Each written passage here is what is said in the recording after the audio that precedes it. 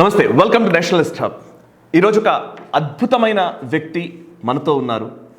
వారిని పరిచయం చేసే ముందు నేను రెండు అంశాలు మీకు చెప్పాలనుకుంటున్నాను. ఈ వీడియో పూర్తిగా ఈ వీడియోని మీరు ఖచ్చితంగా చూడడానికి ఎక్కువ ప్రయత్నం చేయండి. వీలు కాకపోతే దఫాలుగా అయినా సరే ఈ వీడియోని చూడడానికి ట్రై చేయండి. ఎందుకంటే ఇప్పుడు మేము మాట్లాడబోతున్న అంశాలు చాలా అవసరమైన అంశాలు. ఆసక్తికరమైన నేను అనను, ఎందుకంటే ఇది అవసరమైన అంశాలని నేను అంటున్నాను. It is not interesting, it is important discussion. ఎందుకు ఇంత ఇంపార్టెంట్ అని నేను ఏ డిస్కషన్కి నేను చెప్పలేదు. బట్ ఈరోజు ఎందుకు చెప్తున్నానంటే, మేము ఈరోజు ఒక బుక్ గురించి మాట్లాడబోతున్నాం. Retaining balance, the eternal way. Retaining balance అనగానే చాలామంది ఎకనామిక్స్కి సంబంధించి మాట్లాడేవాళ్ళు, ఆర్థిక రంగ నిపుణులు అయితే మాత్రం ఇదేదో బ్యాలెన్స్ షీట్కి సంబంధించిన వ్యవహారం, ఎకనామిక్స్కి సంబంధించిన వ్యవహారం, ఆర్థిక అంశాలకు సంబంధించిన వ్యవహారం అంటారు. కానీ ఆర్థిక అంశాలని నాగరికత దృక్కోణంలో చూస్తూ అండ్ ఈరోజున్న పరిస్థితుల్లో ఒక భారతీయ దృక్పథంలో మన ఆర్థిక రంగాన్ని లేదా మన సమాజాన్ని ఎలా అన్వయించుకోవాలనే అంశానికి సంబంధించి విశేషమైన అధ్యయనం చేసి ఈ పుస్తకాన్ని మన ముందుకు తెచ్చారు డాక్టర్ ఎంఆర్ వెంకటేష్ గారు.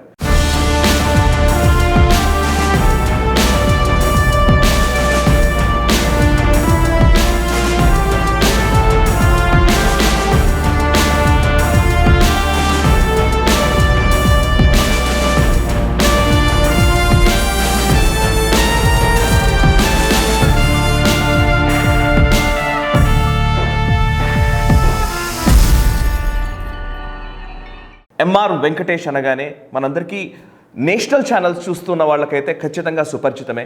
జాతీయ మీడియాలో సుపరిచితమైన వ్యక్తి. ఈరోజు ఈ పుస్తకం గురించి, ఈ పుస్తకంలో వారు ఏ అంశాలని పొందుపరిచారు, ఎందుకని వాటి గురించి ప్రస్తావించారు, ఈ రోజున పరిస్థితుల్లో రాజ్యాంగాన్ని మళ్ళీ ఒకసారి పునఃసమీక్షించాలన్న ఒక ప్రతిపాదనను ఎందుకు తెస్తున్నారు, ఈ అంశాల గురించి ఈరోజు మనం మాట్లాడబోతున్నాం. రాజ్యాంగాన్ని పునఃసమీక్షించాలనగానే ఒక కొత్త వార్తని మీరు చూసినట్టుగా అనుకుంటారు, ఒక కొత్త అంశాన్ని ఎందుకు తెరపైకి తెస్తున్నారు అనుకోవచ్చు. ఇది కాంట్రవర్సీ కావచ్చు, కానీ అవసరమైన అంశం. సో దీని గురించి మనం మాట్లాడదాం. ఈ పుస్తకం గురించి ఎక్కువగా మాట్లాడే ప్రయత్నం చేద్దాం. ప్రస్తుతం మనతో ఉన్నారు. నేను ఈ పుస్తకం నాకు అందింది, కానీ చాలా తక్కువగానే నేను చదివాను. పూర్తిగా నేను కూడా చదవలేదు, బట్ దాంట్లో ఉన్న జిస్ట్ అంతా కూడా నాకు కొంత అర్థమైంది. ఈ పుస్తకానికి సంబంధించి సమీక్ష నిర్వహించారు ప్రజ్ఞాభారతి వేదిక ద్వారా. వారు మన విశ్లేషకులు, అంతర్జాతీయ వ్యవహారాలకు సంబంధించి రెగ్యులర్గా గ్లోబల్ రౌండప్లో మనకు విశ్లేషణను అందిస్తున్న మామిడి గిరిధర్ గారు ప్రస్తుతం మనతో ఉన్నారు. మామిడి గిరిధర్ గారు ఈ పుస్తకాన్ని గురించి ఇంకా లోతైన అంశాలని ఎంఆర్ వెంకటేష్ గారి నుంచి తెలుసుకునే ప్రయత్నం చేస్తారు, విశ్లేషించే ప్రయత్నం చేస్తారు. ప్రస్తుతం మనకు ఈ నేషనలిస్ట్ హబ్ స్టూడియోలో ప్రస్తుతం మనతో ఉన్న డాక్టర్ ఎంఆర్ వెంకటేష్ గారిని పరిచయం చేసుకుందాం. నమస్తే MR Venkatesh ji, welcome to nationalist hub studio. నమస్తే. And it is really privilege for us to have you here in this discussion. Thank you very much, sir, and thanks for giving us time. And first, I want to ask you one question, sir. Later on, Mamid Girdharji will involve you in the core contents of this book. But firstly, I want to ask you that why you want to retain the balance. The book name. Why you want to retain the balance? What is it all about? First, let me apologize to your viewers not speaking in Sundara Telugu. It would have been a fascinating thing to talk about this subject in Sundara Telugu, but my Telugu is too broken and it may not be to the liking of the viewers, so I am continuing in English. Okay. As far as the book is concerned, why this book? If you see today, there is a serious problem in the discipline of economics. Economics as a subject deals only with indiscipline. We say the discipline of economics deals with indiscipline of economics or a personality. Now, this indiscipline comes from a variety of factors. So today we are excessively consuming, excessively borrowing. We are leaving all this what we call a Sanskriti behind. And we think we are going back to, we are leaping to modernity when we are leaping backwards to becoming animals. What we think is modernity is unfortunately we are leaving our Sanskriti, our Kalacharam, our Paddhati, our whole way of looking at things behind us, and we think we are doing something better, and in the process we are doing something worse. And this is not Venkatesh saying this. I have quoted people like Paul Krugman, Okay. who is a Nobel laureate, who says macroeconomics that has been taught last 30 years in the best of economic universities in America and London are spectacularly useless at best, harmful at worst. This is his saying, which I have quoted. So, if Venkatesh says these things, then you can say this fellow is talking something out of his hat. But the best of people have said this. And till 1990, people thought the Marxist way of life is a very, very prudent way. And socialist Russia, USSR, when it got imploded, people like Francis Fukuyama wrote a book, it is the end of history. Meaning, we have reached a destination point in our evolution. Okay. And that is market economics and democracy. And in 2008, when the great economic crisis happened in America, the same Francis Fukuyama writes a mea culpa, which again I have quoted in my book. Okay. And he says, all I thought had come to an end, we have reached the end of history, is like the history is again beginning. So, economic discipline which we are now seeing in colleges, schools, PhD, even Nobel laureates, they don't understand, or they realize there is a missing middle. A huge black hole is there which they are not able to understand. Okay. Why economics is failing? It has failed in America, it has failed in Russia. Where it is failing, they are grappling with the truth. And that I say is culture, civilization, restraints, individual discipline, all fortified by something called family. Okay. This is what economics is missing. Wonderful. Before getting into the core contents, Mamadi Giridharji will pose you some questions. Before that, I want to ask you one thing.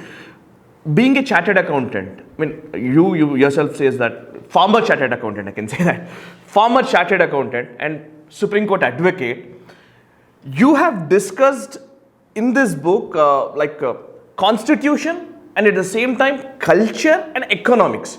Constitution and economics are very, very, very difficult subjects to the layman as of my understanding.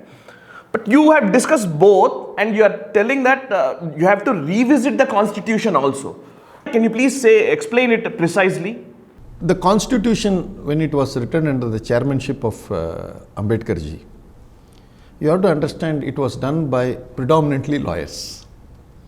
It was not done by sociologists. It was not done by sadhus, sants. It was left to lawyers, first thing. Okay. So when you go have a small problem in your nail to a surgeon, he will immediately say, look at, will you do surgery tomorrow morning, come at 9 o'clock, I will give anesthesia and do it. Because he doesn't understand world beyond anesthesia. His world begins with anesthesia, ends with sutures. Okay. Now if you give it to lawyers, they will think about proviso, exemption, notwithstanding or non-obstante clause, articles. This is how they have seen the constitution. I don't blame them. This was because we are a 1,000-year a civilization that was at war for 1,000 years. Correct. We got independence after nearly 1,000 years.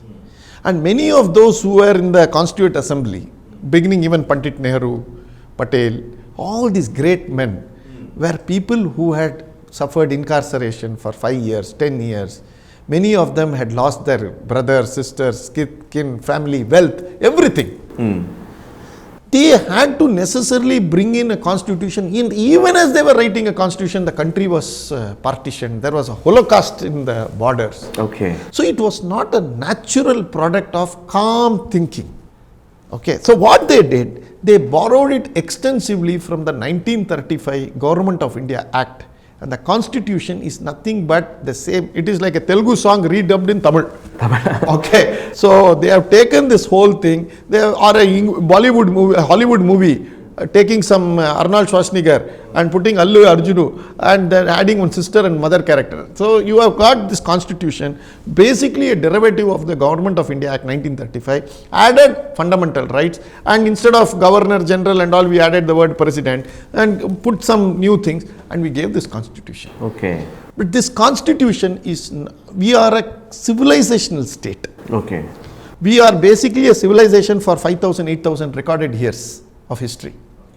But we wrote a constitution, and Nehru says, when he talks in the Constituent Assembly, look at France, look at Germany, look at Ireland. He never says, look at Bharat. Look at Bharat. We have never looked inside for our problems, solutions, whatever it is there, we never looked. We looked at outside solutions for our internal problems.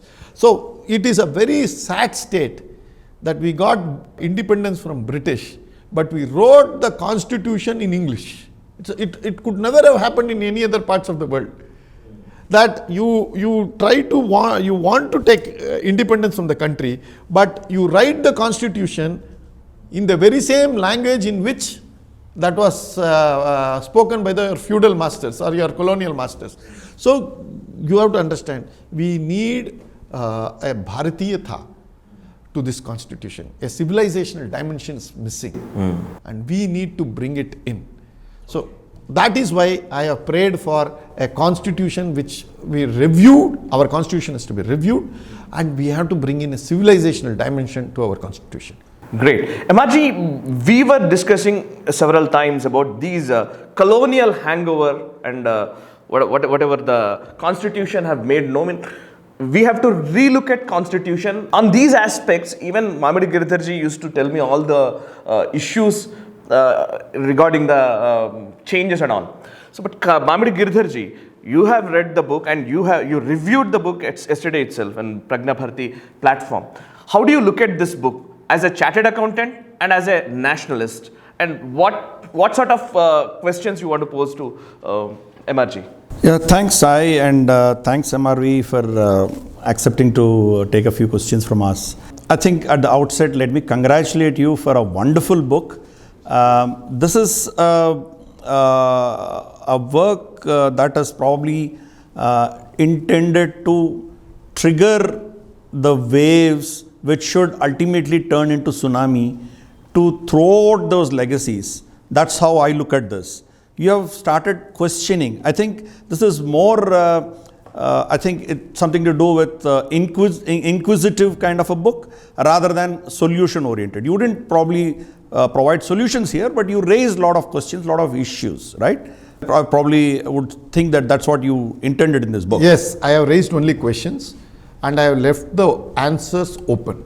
In the sense, I have not arrogated to write answers, because you can either write a question or write an answer. You can't do both at the same time. So I have left, probably one must look at it as a question paper for the next 25 years. Wonderful. I think before we get into the nitty-gritties of the book, why did you dedicate it to Bhagavan Rama?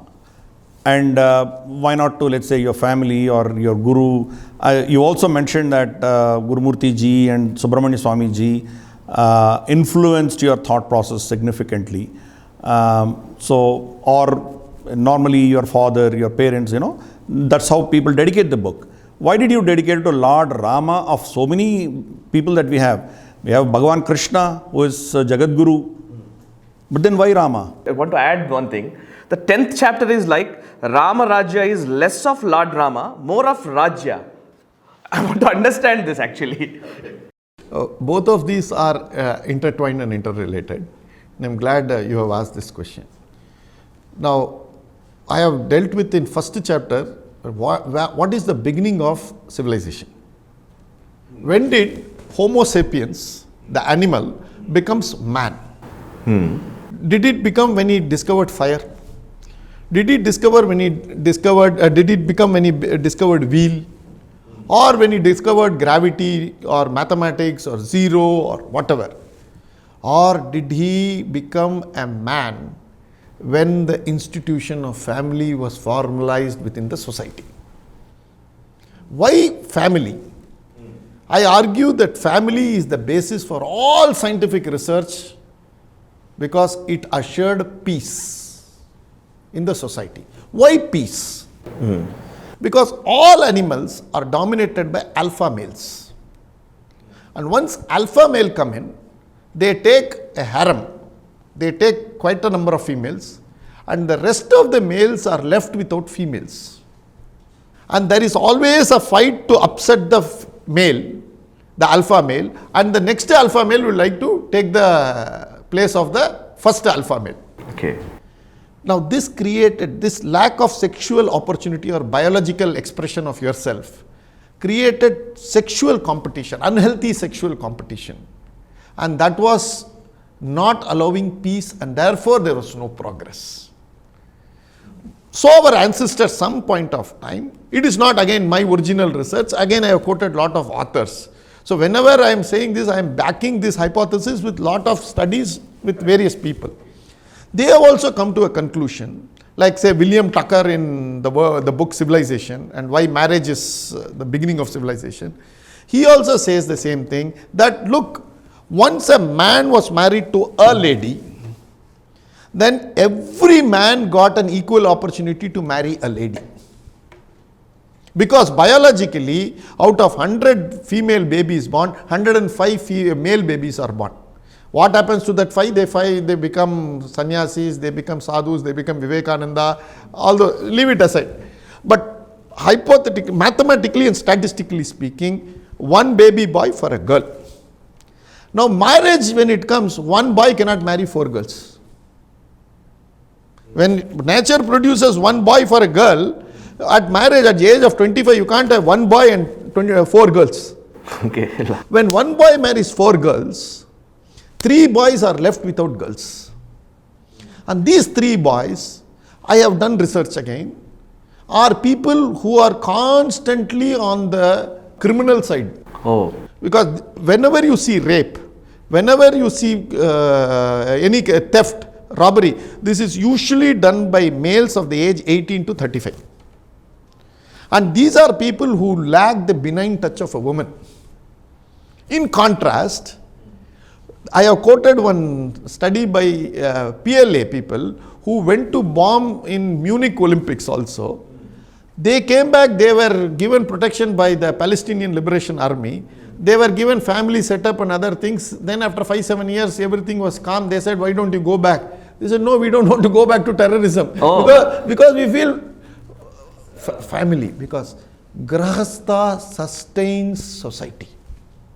Okay. Okay, this is to answer your first part. Why I have dedicated to Rama is a civilization god who demonstrated Ekapatni Vrta, and he said a man for a wife, a lady. Woman, yeah. Yeah. Now, what is Ram Rajya? Last thing is, chapter is Ram Rajya is Rajya without Lord Rama.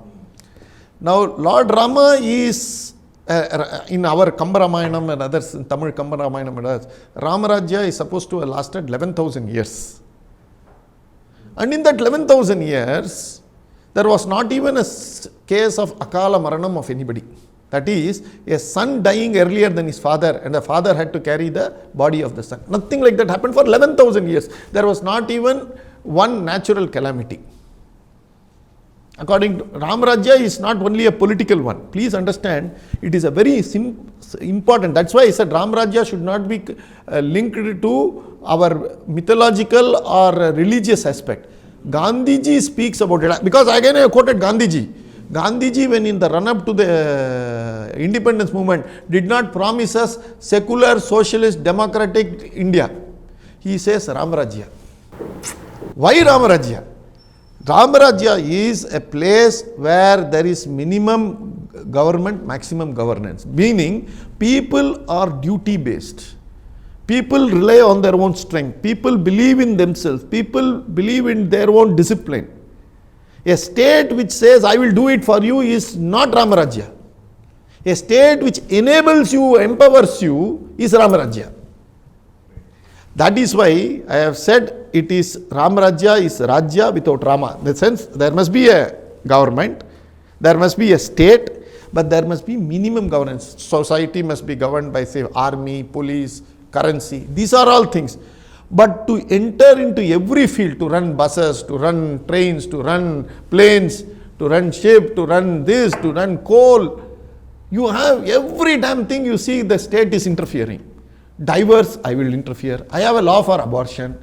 I will interfere in marriage, guardianship. Every damn thing it has come. Now it has come to a stage where Supreme Court in Joseph Shine's state says adultery is acceptable. Correct, yeah. Now, if it comes to this stage, that we are going not forward, we think we are going forward.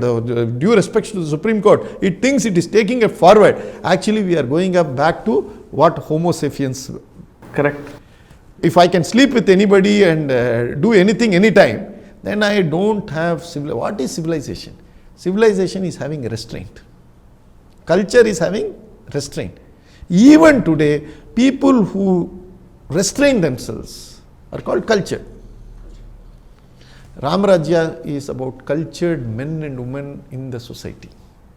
And if all of us are able to do our duties, there is no requirement or very less requirement of Ram. Wonderful. Yeah. So another concept, let's take it from the very same concept of family.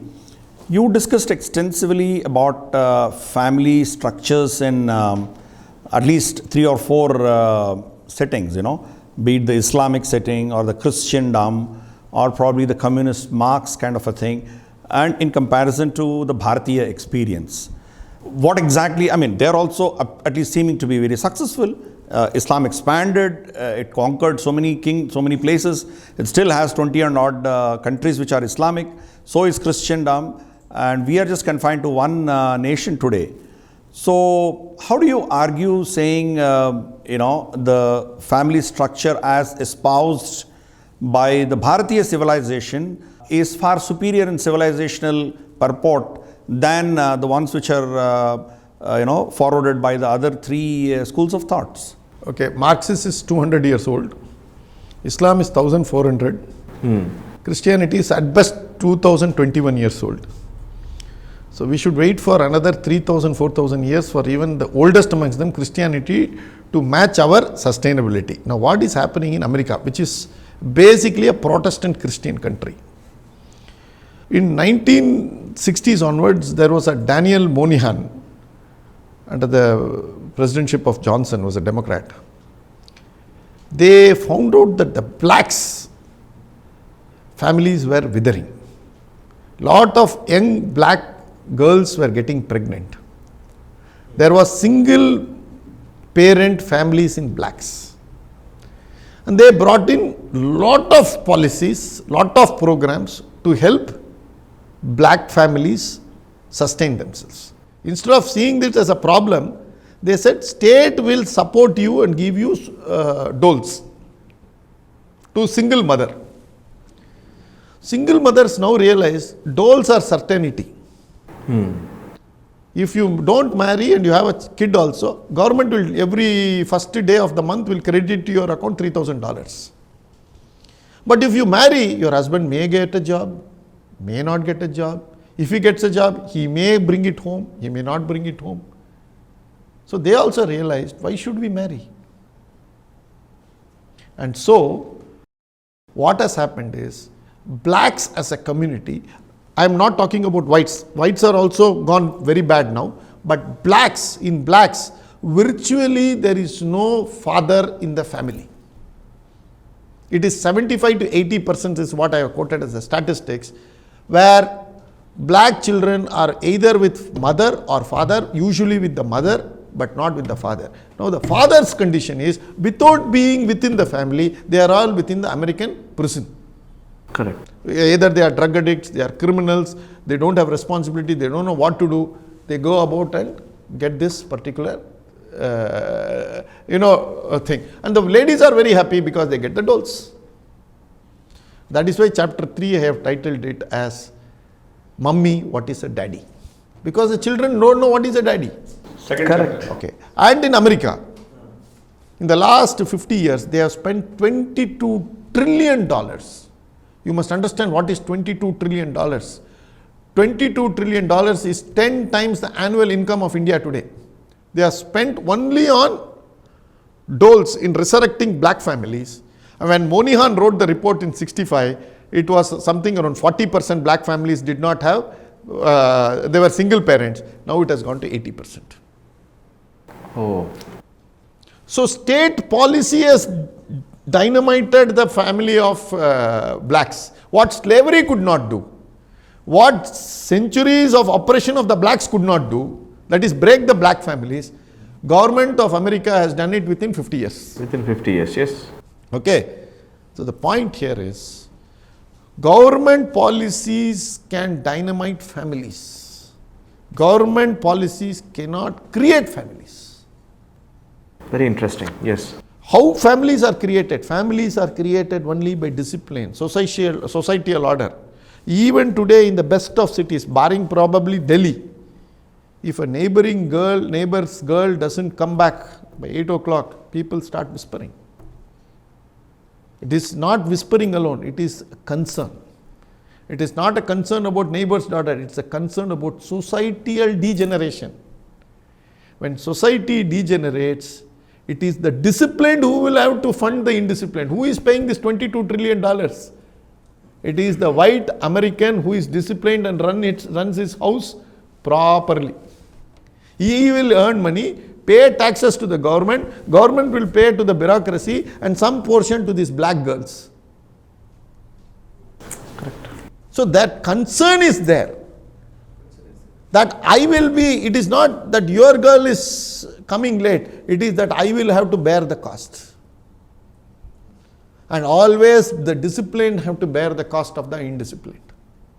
Even that is what happening in even India, India is tending towards that. tending towards that.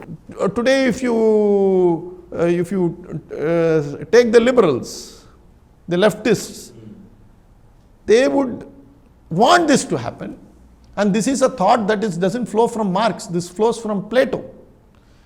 Plato wanted a designer society to be created, meaning the state should identify the male and the female who should go together to produce the child.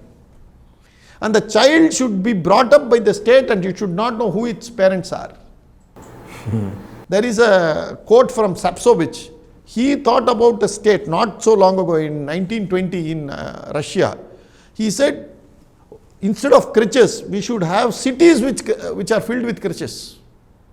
So that the children are brought up. So there is no need for any genetic studies. There is nothing to be known.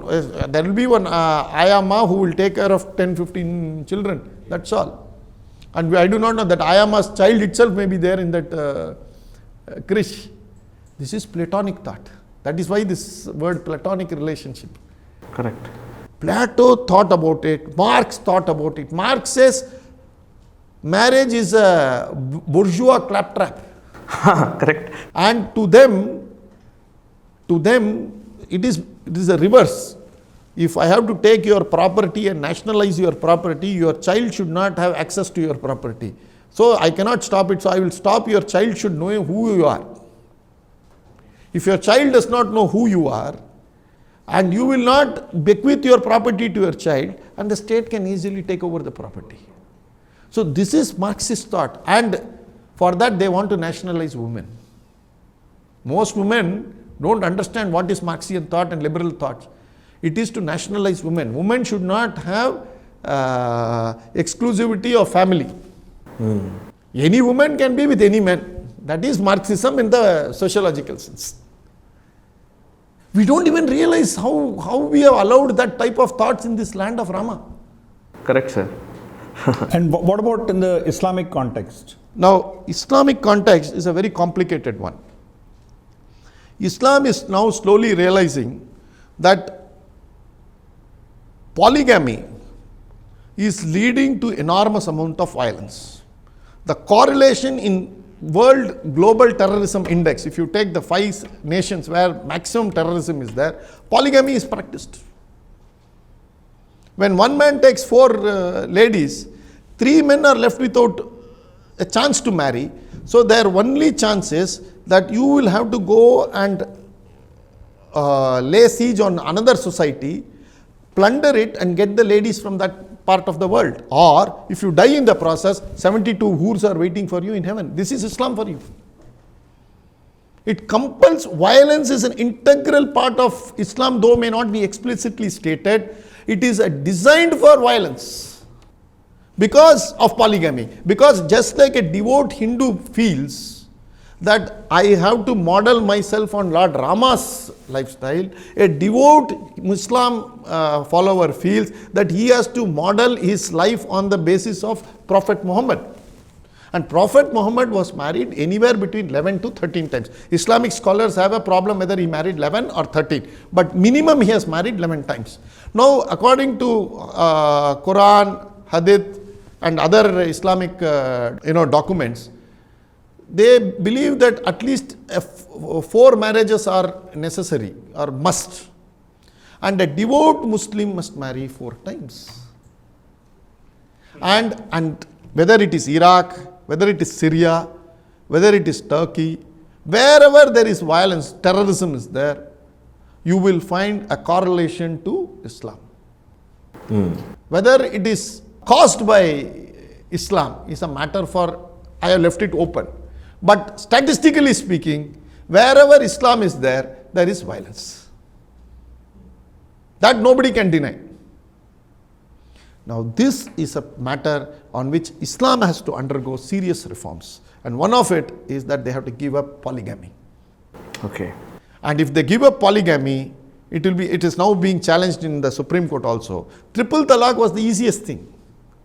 Now, polygamy, whether it is a fundamental right of a Muslim to marry multiple times, and can he be polygamous, and forget the constitution and the Supreme Court for the moment, whether it is naturally and biologically correct. Okay, but you're quoting Rama as an example, but if you look at even Hindu scriptures and all, even Krishna had 8 wives, and a lot of gods have 2 to 3 wives also, I mean, as goddesses. How do you look at it? In Hinduism, there is nothing absolute. Okay. I can go to Ram. Let me tell you what happens in my own house also. I had an uncle who just passed away, was 97. He would debate on Rama Navami day whether Rama shooting Vali from behind was correct or not. He will come to a judgment it was wrong. Then on Rama Navami day, he will do Archana for Lord Rama, take the prasad and give it to us. Meaning, there is no absolute in anybody. You are not absolutely good, you are not absolutely bad. In Krishna, we take several aspects of Krishna which he has told. In Lord Rama, monogamy was something that Lord Rama told and taken, and we will do it. So we are not saying Lord Rama was absolutely perfect. We are not saying Krishna is absolutely perfect. We take several dimensions of a person, look into the context in which they acted like that, and we take it. Krishna, we never ever tried to replicate it at our individual life as far as marriage is concerned. Rama is one person, we'd always say that he is the beginning of civilization as far as monogamous marriage is concerned. So not Krishna, and hence Rama. Great. Let's flip to one more aspect of your book, that is rights versus duties, right? That's again another substantial concept that you discussed in detail. Probably it runs through the thread of almost all of these things, including the family that you spoke about, rights versus duties. In family, you have to give up a lot of your rights, you have duties. Right up to your last 10th chapter where, the duties that the society has to voluntarily, So, if you could speak something about it, why the current constitution that we have is probably not the right expression to reflect such a civilizational concept?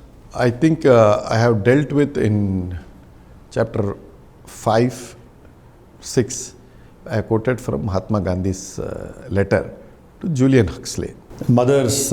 yes. Yeah. Where he writes to Julian Huxley, calls upon Mahatma Gandhi to write about an essay on rights. Gandhiji says, my old, illiterate but wise mother tells me that there is no rights without corresponding duties. Okay. Now, it is not only Mahatma's mother. I think all our grandmothers and their grandmothers would have talked about only duties. Why? Because this land is basically rooted to Karmanyavadhikarasya. They may not understand Gita in all totality, they may not be verbose about it, they may not be able to quote the Sanskrit equivalent of the sloka, they may not even know what is it exactly does it mean, but they understand two words, karma and dharma. This is very, very embodied in our collective subconscious. Now take the Western philosophy. The Western philosophy is predominantly a rights-based society, rights-based constitution.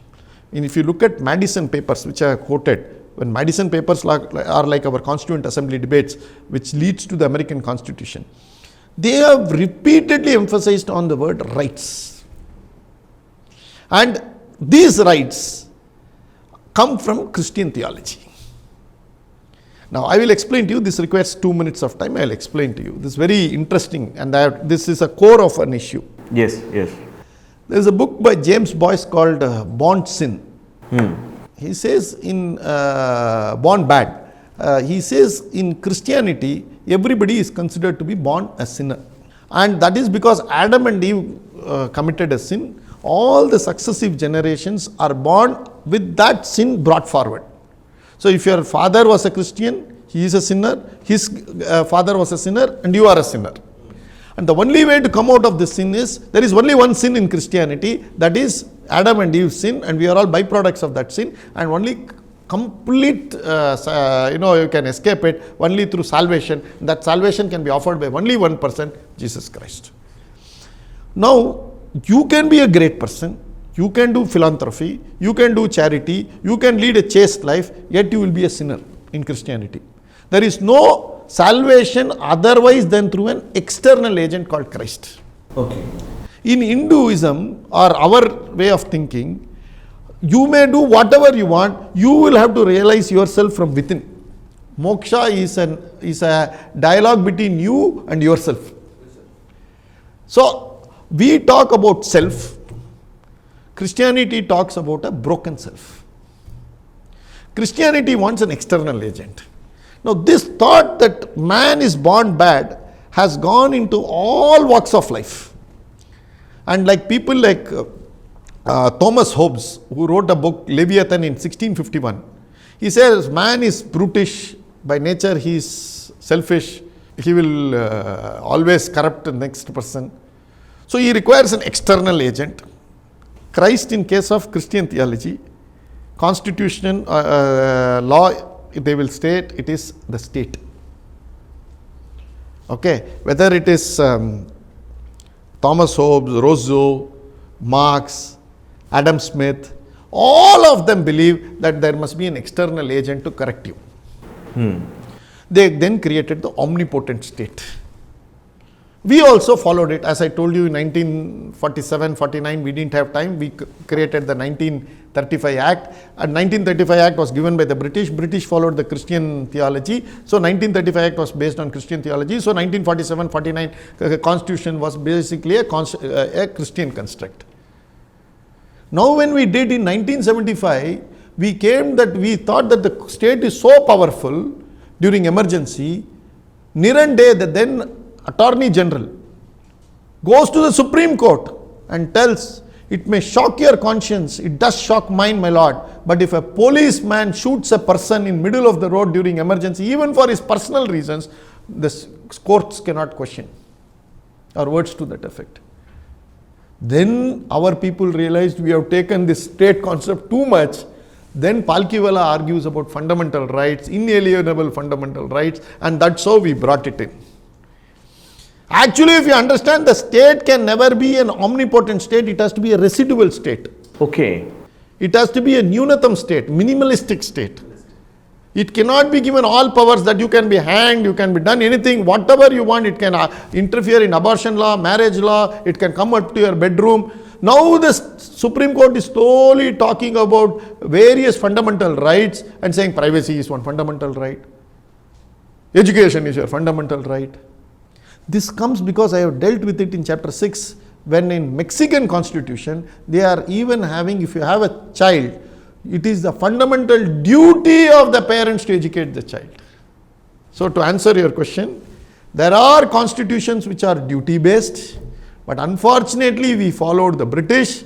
British and the American systems are basically Christian theologists, and they based it on born bad, Christian theology, Adam, Eve, and so on. They created a right-based society or an omnipotent state, and right was an answer as a counterbalance. And the rights were a counterbalance to an omnipotent state. If it is a minimalistic state, does all the duties to you, you will be a duty-based society doing all duties to the state, which is our paradigm. Our paradigm is a duty-based civilization. That is why I say very jocularly also, we are a split personality. There was a movie called Anyadu, where the hero is having multiple personality disorder. One of us is having multiple personality disorder. We are the only constitution which has named itself in twofold. India, that is Bharat. We are Indians at some part, Bharatiyas in some part. When we deal with the government, we are Indians. When we are dealing with ourselves, we are Bharatiyas. Yeah, so how does this concept fit into economic aspects? Yes. So economy being the underlying factor for all your thought processes. Giridharji has come to the core of the issue. Now, the root of all these things is that the state is a welfare state.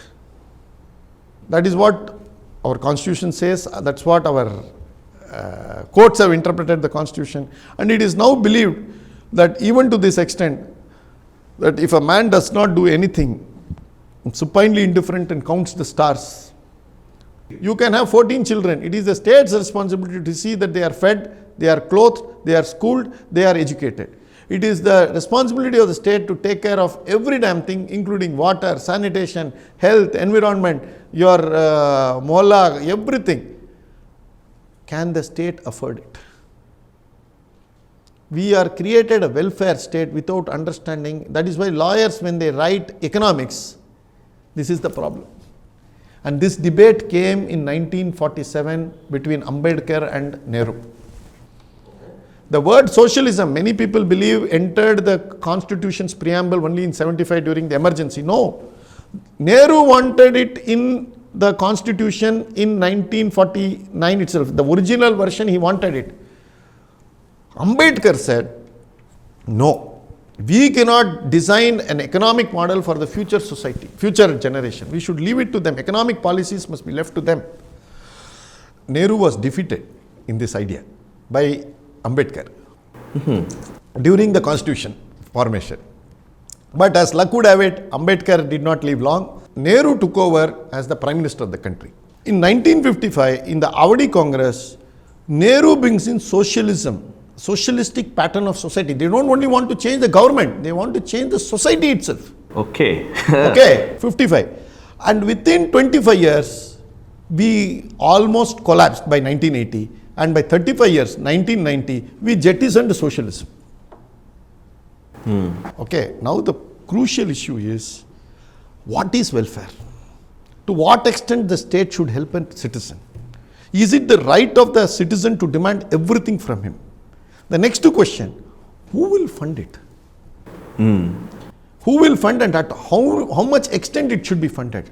3, in a democracy, it is a race to the bottom. If you say that I will give 10 lakh rupees per month to somebody to set up a business, I will say I will give 12 lakhs. Mera kya jata hai? I will give 12 lakhs, he will say 15 lakhs. This is what happening in even Telangana. Yes. Yeah, so this is a race to the bottom.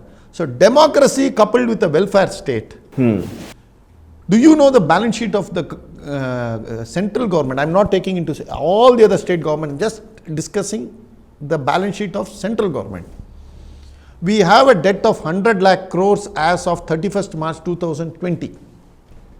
Nothing wrong, 100 lakh crores. If you have 100 lakh crores of assets, no problem. Government of India officially says we don't have assets to the extent of 55 lakh crores. We have assets only for 45 lakh crores. 55 lakh crores, it has gone away, eaten. And this is the debt we are passing it on to the next generation. And as a person, when I exit this visit to this planet, I don't want to leave a debt to my children. I may not leave an asset, that is my choice. But as a Indian, I don't want to leave a debt. Don't you think collectively the same rule should apply? Do you think 30 years down the line, we should leave more debt than what we have today? As a nation to our next generation, what we are doing? We are borrowing from them and eating today. Eating today. This is what in long and short of it is, our unborn children who are going to come 30 years down the line are giving us food today. This is what welfare economics is. It is not the government is printing money and giving it. It is borrowing from our future generation. Keeping a debt, we don't understand. How long is this sustainable? India is 100 lakh crores, which is $1.5 trillion. America's debt is $22 trillion. America has not only borrowed from the future generation of Americans have borrowed it from future generation of Chinese, Philippines, Thailand, Malaysia, Pakistan, India, everybody they have borrowed. I think you should explain this a bit. I know as an economist, as a chartered accountant, we can understand, but the debt of US, how is it borrowed from the children of Thailand or India? Now our government is going on saying that we have got foreign exchange reserves of $630 billion. In 1991, we had less than $1 billion of foreign exchange reserve. Today we are having 630. We are very happy about it. But there is also a downside. What is that? It is not, the $630 billion is not in cash, in dollars, in the tijori of RBI. RBI what it does under the RBI Act, it has to, whatever money comes in, it has to lend outside. Now, there must be a borrower who can borrow $630 billion. China is having $3 trillion of reserve. There must be somebody who is ready to borrow that money. Japan has got $1.3 trillion. Somebody has to borrow that money. If you are lending, depositing money, I must be a bank to take that money. Correct? If you go and deposit money, you cannot deposit money in a rat hole. You have to do it only in a bank. Bank must have the ability to borrow, then put that money to proper use, take that interest, pay you the interest and also the principal whenever you are demanding. This is banking. America is now acting like a global bank. All people who are having money, it is taking that money. But unlike a proper functioning bank, it is Vatapi Jirno Bhava. It is consuming also. And we are looking at America. See, if you go to one fellow and ask 1,000 rupees with a vesti and a kumkum and all, they will not give you. Go in a suit, boot and a Mercedes Benz, they will write a check for 50 lakhs. This is psychology. America is dazzling us with its power. And American currency is not backed by gold. American currency was backed by gold till 15th August 1971, when President Nixon cut the gold standard. Nixon shock. Then what happened? They backed it by petrol till 90s, 2000. Then Saddam Hussein said, if you are going to back it by petrol, under the OPEC agreement, all crude oil can be bought only in London and in New York, only denominating barrel in dollar terms. Why not in rupee? Why not in Saudi Riyal? You cannot do it. You can buy potato in rupee, you can buy potato in yen, you can buy potato in yuan, you can do in any currency. But crude oil only in dollar. That created a demand for dollar. Demand for dollar meant there is a value for dollar. And it was backed by crude. Then Saddam Hussein said, I will trade my crude for any other currency. Okay, and I will give you crude, you give me potato also, I will take it, you give me rupee also, I will take it. Weapons of mass destruction, and they destroyed him. And he was hanged on a Vaikunta Ekadasi day. And when Mahavishnu opened the gates of heaven on Vaikunta Ekadasi day, our Saddam Hussein went in, first fellow. So he went to heaven. That's all America could do. Okay, now the question is, America is now backing the dollar with army might. F-35, F-16. That is the power that is holding on to the dollar. And I have written in chapter 9, Russia did the same thing and it collapsed. America is doing the same thing. It will collapse. The collapse of the dollar is inevitable. I do not know whether it will happen 5 minutes from now or it will happen 15 years later. But its collapse is inevitable. This is an unsustainable model. That is why retaining balance, the eternal way. Okay. That eternal way has to be found. The eternal way is one of restraint, one of culture, one of allowing you to live. Not when I say you, I don't mean fellow human beings. Environment, plants, flora, fauna, rivers, mountains, everything has to flourish. It is not that only human beings have to flourish. And we will all have to elevate ourselves to flourish. We cannot become animals to flourish. Only a cultured civilization can flourish. And for that we require a state which will allow us to flourish. Each one has to do its duty. That is why we are civilization based. And we have to give up on this right based constitution. This is taking us nowhere. I'll give you a small example. Today the Sensex, Bombay Stock Exchange, is above 60,000. It is an indication of prosperity in this country. That is what some people claim. Simultaneously, 80 crore people are fed by the government in the ration shop through free food grains, right from the beginning of COVID. See the stark contrast. Sensex is at the peak, you are also feeding the poor at the peak. If this inequity is going on, do you think this is sustainable? One day or the other it will break. Yes. Serious problem. But actually, you have touched very serious aspects of this society. Revisiting the constitution is itself a big controversial subject as of today. How do you address that? And even the so-called left ecosystem is ready to corner you or fight with you. They will, and with the support of people like you, I think we can come over the challenge. That is not a big challenge. The challenge is to make people understand that there is a serious fatal flaw in our economic, socio-political formulation. There's a fatal flaw. No, what I meant to say is revisiting the constitution is itself, it's a challenge. At the same time, are you not degrading the founding fathers of this nation? They never said that this is a constitution for all time to come, for eternity. Wonderful, yeah. So Ambedkar makes a point about socialism which I have quoted. I have not gone into other aspects. Take socialism. Indira Gandhi smuggled it during emergency. During emergency it was smuggled. If it was such a vital thing, after being smuggled into the constitution in 1975, why did the same Congress party give it up in 1991? So that means it is not sacrosanct. We still say it is socialist economy. We say commanding heights of the economy. We will still say state has got a role to play. But we are selling Air India. So economic policy cannot be cast in stone. It has to be dynamic. Depends on so many other factors. But at the same time, there are certain things rooted to civilization which a state should, first thing we must decide what a state should do. Why a state? What a state? How should we conceive a state? Did we ever debate it? We said, we modeled it, that is why in a hurry, that there will be what it was. Let me give you a good example. Giridharji will bear it out since he is a chartered accountant. Deductions to various charitable institutions under ATG is deductible to the extent of 10%. Now, we all used to talk about why it is 10%. When I asked Gurumurthy ji why it is 10%, it is because 1961 Act say it is the 10%. They have not changed that 10% from 1961. Why 1961 Act had this 10%? Because 1922 Act has this 10%.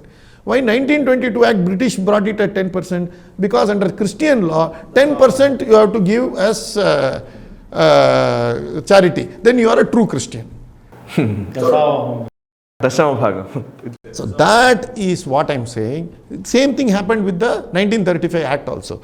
We wanted a state, we copied it. When we wrote Article 265 of the Constitution, which deals with taxation, we brought in a Nandini Sarkar committee, Nandini Ranjan Sarkar. It was formed on 17th November 1947. It gives a report on 5th December 1947, within 20 days. And 265 was written, no taxes shall be levied without the authority of the state. And only debate was how much the state will take, how much the center will take. there was no debate on why to tax. And the modeling of taxation was based on the British model.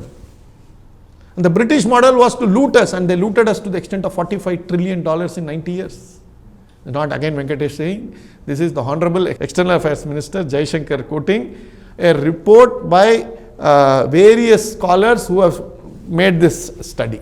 I think part of Aarti Yagna also, we raised some of these concerns in terms of why should the government spend? Why does it even need the funds?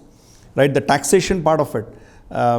When you reduce your expenditure, obviously you also don't need the taxation, right?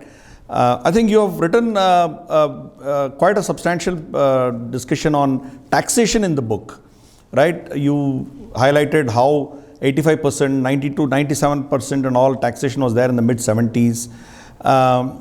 So maybe you could touch upon the taxation, and as a resultant aspect of it, when they collected, they ended up with concepts like Manrega and all these whatever schemes, Jan Dhan Yojana, then right to education, so many rights they created.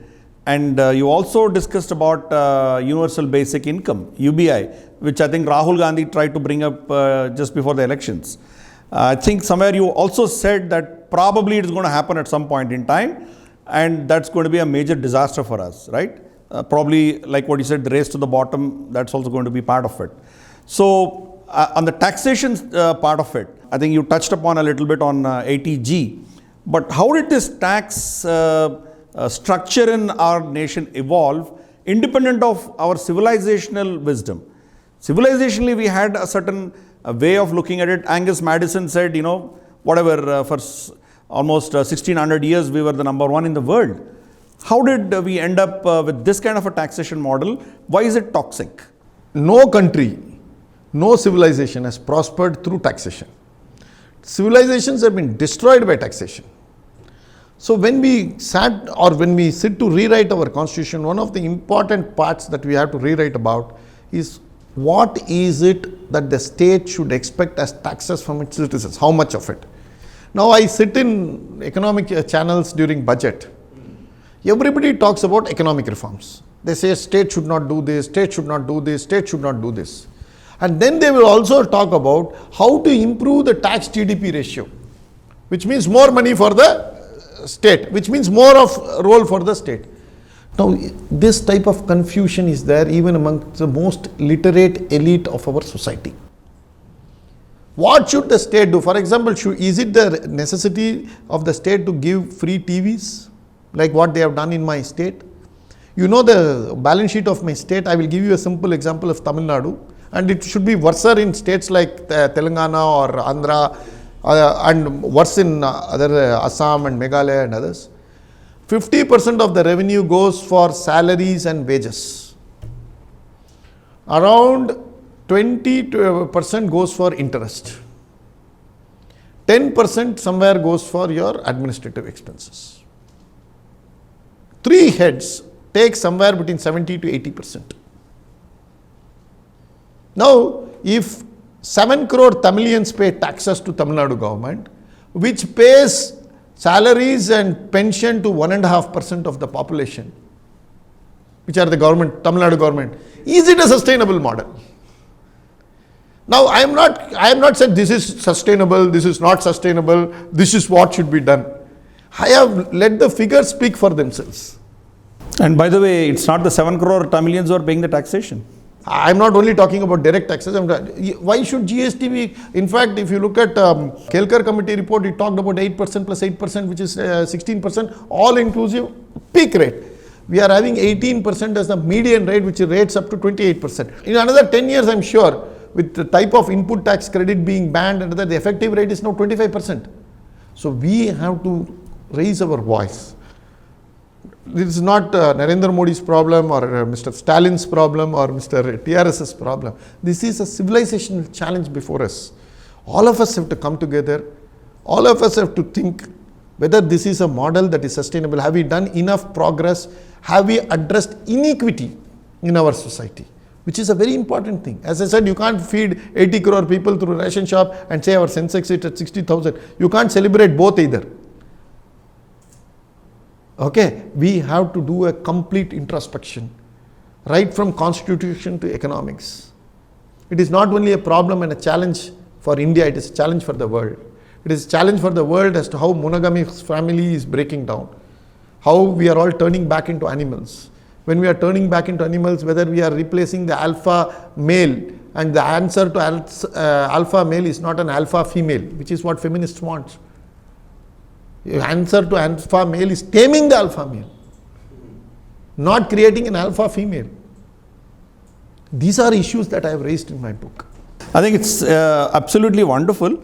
I'm sure a single read, people may not be able to digest quite a bit of it. You need to read quite a bit. You've quoted extensively, a lot of statistics I see in that, a lot of cross quotations. I think the kind of work that you have done really richly deserves all the appreciation for that. And I think, like what you said, probably this has only left a lot of questions. And hopefully the next one will at least give the directions to some solutions. And I'm sure you're working out, at least thought processes started for your next book. Yes, and this interview itself is a thought process for that. I should thank you and Sai for putting probing questions, so that this will take some more time to ingest all these ideas, and then we will come about with a sequitur if the Lord wills it. Can you please shower some light on our viewers? I mean, it's just like, what are their responsibilities, and how to make this happen? Whatever the thoughts you have raised, how to materialize those? First thing is buy the book and read it. That is the next step. Right? I'll definitely tell that. Okay, it's available on Amazon, it's available various, you can buy it. Second thing is, yeah, you can mail it to me, your thoughts, your discussion, your points, even if you feel that I have not touched a point, or you think the particular point raised is not in consonance with your thought process for valid reasons, you can send it to me. I will definitely answer that in whatever way it is possible. The third one is to have discussion among various people amongst themselves.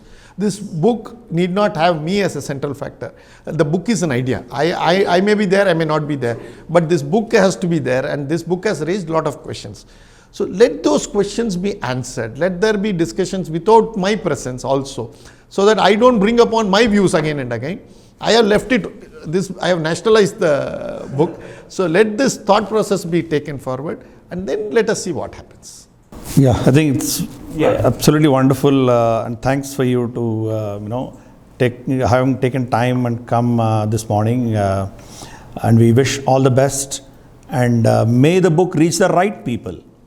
By right, I am not saying rightist and leftist, I am not meaning that, but the people who matter, and the people who can read it and understand it, and probably be in a position to influence the thought process in the society. In that sense, I meant the right people. All strength to you. Thank you, sir. Thank you very much, MRG. Thank you. For giving us this wonderful time, and you have given a lot of ideas, and you have given a book. I mean, you said that you nationalized this book. Yes, truly, it will have to reach the maximum number of people, and definitely this thought has to be implemented very soon. I mean, thank you very much for giving us this thought-provoking interview. Thanks a lot, Thank sir. you, sir. So చూశారు కదా, అది MR Venkatesh గారి అభిప్రాయం. Basically నేను కొంత gist చెప్పి నేను conclude చేస్తాను. నేషనలిస్ట్ ఆఫ్ వ్యూవర్స్ చాలామంది ఈ దేశం పట్ల, ఈ ధర్మం పట్ల రెస్పాన్సిబిలిటీని, బాధ్యతని కలిగి ఉన్నవాళ్ళు.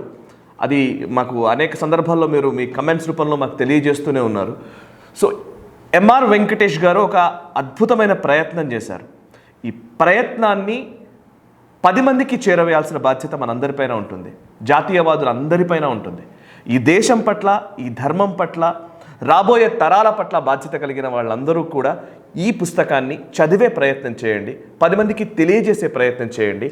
అండ్ అంతేకాదు, ఈ పుస్తకానికి సంబంధించిన లింక్ని నేను మళ్ళీ ఒకసారి కోట్ చేస్తున్నాను. రిటైనింగ్ బ్యాలెన్స్, ద ఎటర్నల్ వే. ఈ పుస్తకం మీకు అమెజాన్లో కావచ్చు, వేరే వేరే మాధ్యమాల ద్వారా మీకు అందుబాటులో ఉంది. దానికి సంబంధించిన లింక్ని నేను ఈ వీడియో డిస్క్రిప్షన్లో పొందుపరుస్తున్నాను.